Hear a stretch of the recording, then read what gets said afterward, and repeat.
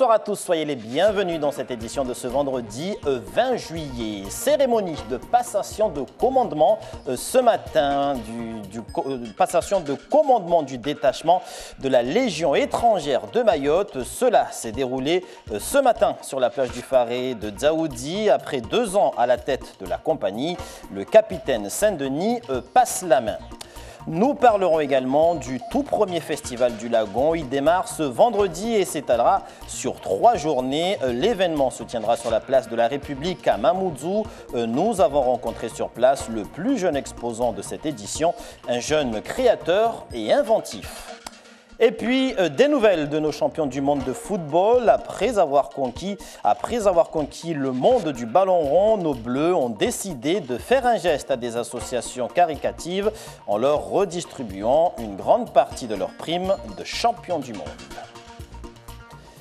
Une passation de commandement s'est donc déroulée ce vendredi à la plage du Faré en Petite Terre. Un nouveau commandant du DLEM a ainsi pris ses fonctions aujourd'hui en présence bienveillante de Taslima Abdou Hamza et Zora Abdou Café. C'est en présence de leurs proches que la passation de commandement s'est déroulée sur cette célèbre plage de Petite Terre. Après 2 ans d'exercice au détachement de la Légion étrangère de Mayotte, le capitaine Saint-Denis a rendu le fanion. Un nouveau successeur, le capitaine Guy Sournac, a pris le commandement de cette unité. J'ai eu l'honneur de commander cette compagnie durant 2 ans et mon temps de commandement est arrivé à son terme. Donc j'ai dû rendre mon fanion, j'ai dû rendre la compagnie au chef de corps, au lieutenant-colonel Labouche, qui a désigné mon successeur, un nouveau commandant d'unité, le capitaine Guy Sournac, qui prend à compter d'aujourd'hui le commandement de cette compagnie. C'est avec émotion que le capitaine lègue ses troupes. Je partage depuis 2 ans la vie de mes hommes et les problèmes aussi de mes hommes. Et la compagnie fait partie de ma vie depuis 2 ans. La rendre comme ça, c'est un peu comme... j'ai l'impression d'être abandonné d'un seul coup. Donc c'est vrai que ça fait bizarre. Maintenant la vie continue, évidemment. Une passation de commandement importante pour les autorités qui ont fait le déplacement. Nous sommes venus honorer le capitaine Saint-Denis qui a travaillé pendant 2 ans dans l'efficacité pour le DLEM, pour l'armée, mais aussi pour la population mahoraise. Donc c'était important pour nous, pour la mairie de Dzaoudi-Lapadoire, pour qu'elle soit présente à cette cérémonie. S'ensuit un défilé qui a ému l'assistance.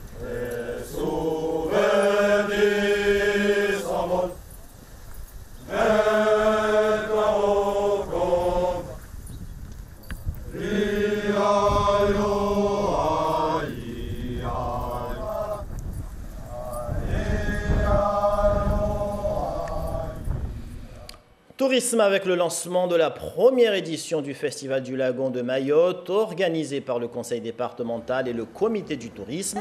L'événement se tiendra sur la place de la République à Mamoudzou durant 3 jours, à savoir que le festival accueillera pour l'occasion les représentants officiels des îles Vanille, dont Mayotte fait partie. Un grand moment de partage à venir, ainsi qu'une réelle découverte au cours du thème Lagon pour tous ceux qui se déplaceront. Une occasion aussi pour les exposants de présenter au grand public leur savoir-faire. Génial Toumani, Youssouf Ahmed Matouar. Il s'appelle El Assad Mohamed. À 21 ans, cet originaire de Tsimkoura est un mélange de géo-trouve-tout et professeur tournesol, sans le côté loufoque et farfelu.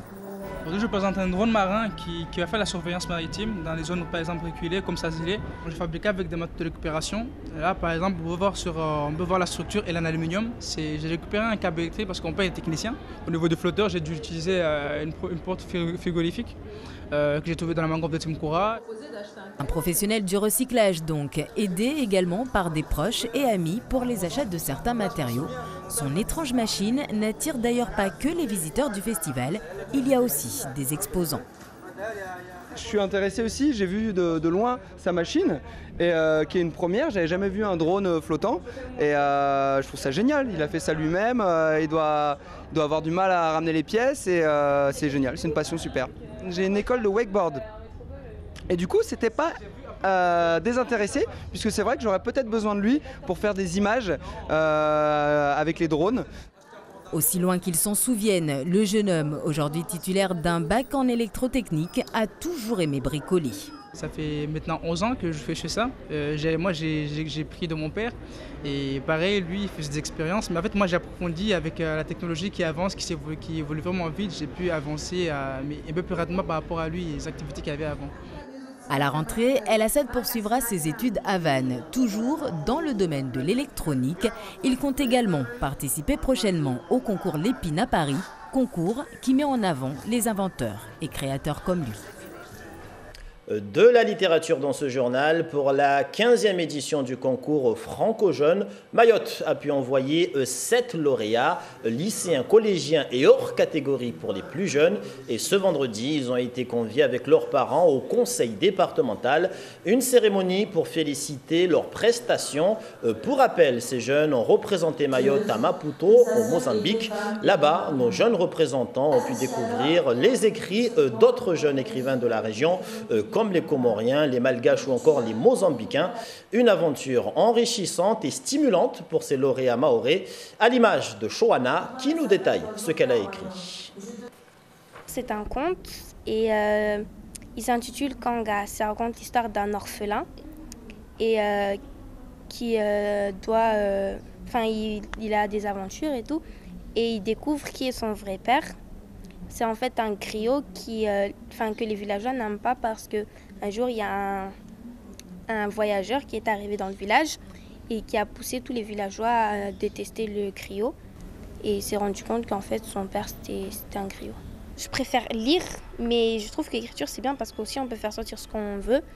Et ça nous permet d'écrire, c'est bien, c'est important, parce que ça nous permet de nous libérer et de dire ce qu'on pense. Après l'écriture, la lecture avec Partir en livre. C'est ainsi que s'intitule cette manifestation nationale organisée par le ministère de la Culture. Ce dernier va proposer pendant 2 semaines des animations aux enfants qui n'ont pas la possibilité de partir en vacances. L'événement a commencé aujourd'hui et se poursuivra jusqu'au 4 août prochain. Au programme, des ateliers de marionnettes sur l'ensemble des territoires, mais aussi des animations dans les bibliothèques de certaines communes. Et aujourd'hui, il était justement question de faire un atelier marionnette en plein air. On écoute la directrice de l'Agence régionale du livre et de la lecture de Mayotte. Elle se confie à Taslima Abdou Hamza et Zora Abdou Kafé. Les spectacles, c'est ouvert à tous. Après, au niveau des ateliers, le but en fait, c'est vraiment, comme on peut le voir ici, c'est Partir en livre, la fête du livre pour la jeunesse. Donc là, c'est vraiment une manifestation qui est destinée à la jeunesse, organiser des animations, des temps de lecture pour les enfants qui ne vont pas tout le temps à la bibliothèque et des fois qui ont du mal à pousser les portes des bibliothèques. Et du coup, après, à côté de ça, on organise 7 spectacles pendant les 2 semaines. Et là, c'est un spectacle ouvert à tous sur les places publiques, gratuit. Donc caribou à qui veut, famille, enfants, coco, baco, parents, tout le monde est le bienvenu. Culture toujours, mais dans le paysage de l'audiovisuel, nous apprenons que la chaîne télé d'outre-mer France O fermera ses portes. L'annonce a été faite hier après-midi au personnel. Karine Sigaud, Jean-Louis Quérec. Parce que dans l'histoire de cette maison, de notre groupe qui est dans cette maison, je trouve que c'est un moment difficile à traverser. Clap de fin pour France O, devenue chaîne nationale en juillet 2010.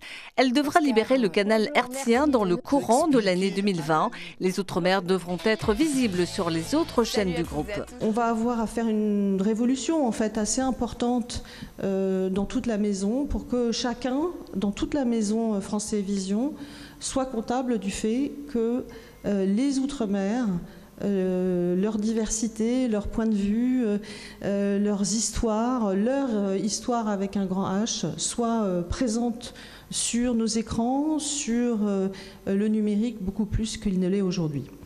Une révolution qui laisse sceptiques certains salariés. Ils ont déjà du mal à s'entendre entre France 2 et France 3. Les 2 rédactions que vous avez décidé de fusionner ont déjà du mal à fusionner. Donc comment vous allez réaliser ça, madame? La seule fenêtre des Outre-mer, c'était nous. La fermeture de la chaîne, véritable coup de massue pour le collectif Sauvant France O, il ne compte pas baisser les bras. Le collectif poursuit sa mobilisation dans la mesure où nous avons réussi à fédérer 60 000 signataires d'une pétition Sauvons François. Nous avons réussi à mobiliser les parlementaires. Une chaîne de télévision ne ferme pas du jour au lendemain. Nous avons perdu la bataille contre le mépris. En revanche, le combat pour le respect des Outre-mer se poursuit. Un grand chantier s'annonce de part et d'autre pour rendre plus visibles les Outre-mer. La présidente de France Télévisions affirme que les emplois seront maintenus. Reste qu'aucune assurance n'a été donnée aux salariés les plus précaires. La politique avec l'affaire Benalla qui s'est subitement accélérée ce matin, quelques heures après l'ouverture d'une enquête préliminaire pour violence et usurpation de fonction. L'Élysée a engagé une procédure de licenciement contre son collaborateur. Et depuis hier, avec l'éclatement de cette affaire, les langues se délient sur le comportement sulfureux d'Alexandre Benalla. La présidence l'a même qualifié de cow-boy. Anne-Pierre Poignard, pas comme le mat. Accusé de violence, Alexandre Benalla convoite ici sur une nouvelle vidéo tournée le 1er mai, n'en était pas à son coup d'essai. Sur ces images, il maîtrise une manifestante, sans ménagement. En 2016 à Bobigny, autre vidéo, même scène. Un jeune militant communiste veut entrer dans la salle où Emmanuel Macron annonce sa candidature à la présidentielle. Alexandre Benalla l'expulse violemment. Regardez comment il sort. 4 mois plus tard, le voici sur scène à Caen où le candidat Emmanuel Macron est en meeting. Ce jour-là, il s'en prend à un photographe qui, selon lui, s'est approché un peu trop près de son patron. Recruté à peine 20 ans dans le service d'ordre de Martine Aubry, puis dans celui du candidat François Hollande, Alexandre Benalla a été formé par cet homme qui aujourd'hui ne reconnaît plus son élève. Très volontaire, très dynamique et quelquefois trop, c'est ce que je vous expliquais, voilà. Parfois un peu trop dynamique. Un peu trop dynamique, mais bon, c'est la jeunesse qui faisait ça aussi, je suppose. Vous l'avez jamais vu avoir une réaction Non, jamais. Lieutenant-colonel de réserve dans la gendarmerie, Alexandre Benalla était aussi connu dans le milieu policier, au point d'agacer. Ce n'est pas la première fois qu'il vient sur un service d'ordre ou qu'il vient se mêler de services de police.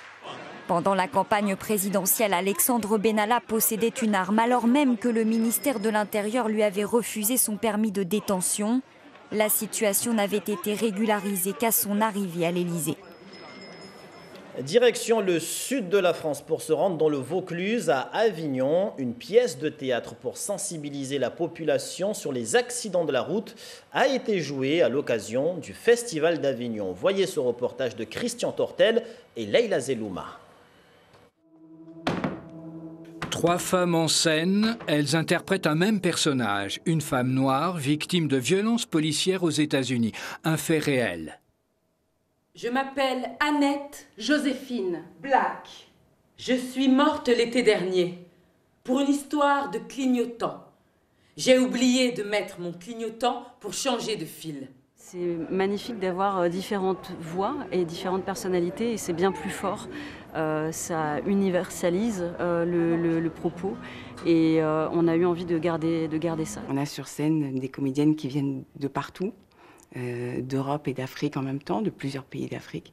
Donc ça aussi, ces mélanges-là, pour porter la voix d'une seule femme, je trouve ça très beau. C'était ma première journée. Je commençais un travail à l'université.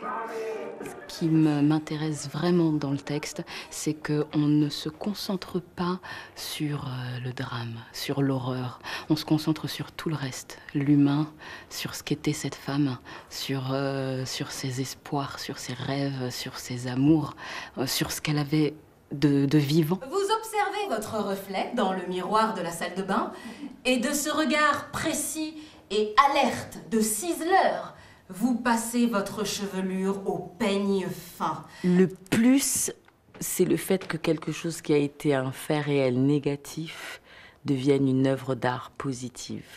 Ça, pour moi, c'est le top. Je me suis ruée sur la sécurité que j'avais tête de linotte oubliée et qui allait me protéger, dresser un rempart. Mais lui, maintenant, rapide sur sa proie, plus rapide que moi, a déjà ouvert la porte et saisi mon bras, s'empare de mon corps comme qui de droit. La pièce Sur la route rend un superbe hommage à une victime de la route qui un jour rencontra un policier, par 3 belles actrices et 2 femmes metteurs en scène.